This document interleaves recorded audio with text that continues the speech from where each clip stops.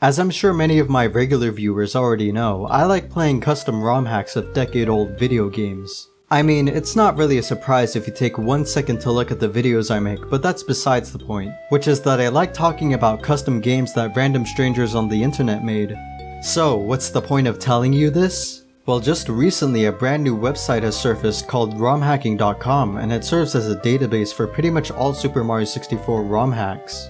And not only that, but there's a lot of cool features that you can use, so that's what I'm gonna talk about today. I was originally gonna start working on a Banjo Dreamy review, but fuck that shit. This is my YouTube channel, I talk about whatever the hell I wanna talk about. So, what is the main purpose of Romhacking.com? Well, like I said, it's a database for SM64 ROM hacks, but there's a lot more to it than that. Not only can you download any hack found on the website, but you can also download any version of each game. So if you absolutely despise the latest release of a hack, then you have the option to play an earlier version of it instead. Another thing that's cool is you can submit your own ROM hacks to be added into the database. That's what I did for the stupid meme hack that I released last month, and you can now view and download it from the website, so that's pretty neat. You can also rate hacks by quality and difficulty, so you can easily tell if you're gonna like a game or not. And then there's the forums where you can talk to other people, which is nice. But by far the most interesting thing about the website is the leaderboard. You see, for every star you collect in a ROM hack, you'll be rewarded star power, which is represented by this little number in your profile. You can then compare your star power to everyone else's on the leaderboard. What it pretty much boils down to is, the more ROM hacks you play, the bigger your star power is. The more star power you have, the higher your position on the leaderboard is. It's a pretty neat way of enticing people to play a lot of ROM hacks and to use the website more. But I'm sure you're wondering, how does the website know how many stars I've collected in a game? Well, you can manually update your star power for each game you play, or you can use the handy star display, which you can download from the website. This program lets you open any game you want to play, keeps track of how many stars you've collected in a hack, and automatically updates your profile while you're playing a game. It's a pretty neat tool to keep track of what stars you still need to collect and for updating your progress. But as cool as this program is, there are a couple of problems that I have with it. For starters, the star display is supposed to have a unique layout for each game. For example, SM64 Ocarina of Time has its own display specifically made for that game. But other ROM hacks don't have their own custom display, so they just default to a basic layout.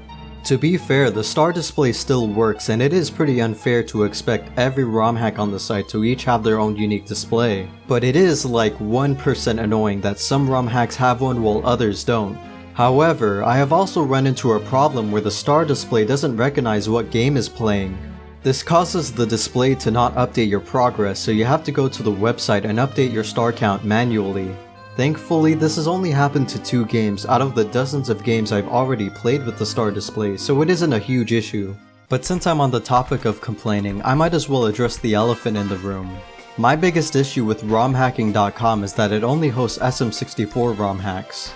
That means no Zelda hacks, no Banjo hacks, not even Mario hacks. And it's especially weird when you consider the fact that it's called Romhacking.com, but I'm pretty sure that they'll include more ROM hacks from different games in the future. You have to consider the fact that the team behind this website is fairly small, so it's pretty unfair to expect them to do God's work and include every single game ever conceived. I mean, they've done an incredible job with the website already, so if it means waiting for Zelda and Banjo ROM hacks to be added in the future, then I'm fine with that. And if you're wondering who made this website, then you can thank the beautiful boy himself, Simpleflips. Obviously, there were a lot more people who helped make this website, but he is the big brains behind the operation, so I'm gonna have to give some shoutouts to Simpleflips. Overall, I really like Romhacking.com, and not only do I think this will help a lot of people get into playing SM64 ROM hacks, but I also think this website will inspire people to start making them too. It's the perfect place to easily share ROM hacks with other people and to get feedback from them. And with the leaderboard system in place, it also entices people to play ROM hacks they normally wouldn't. And even though the website isn't perfect, I still think it's an excellent resource for playing SM64 ROM hacks. The only thing I'm worried about is what you-know-who thinks about all of this. It would be a shame if they just shut down the whole website and ruined everyone's fun, especially since the creators have put so much work into making the site as great as it can be. But then again, they haven't done anything with the SM64 PC port after a year it's been out, so hopefully they'll just leave the website alone too.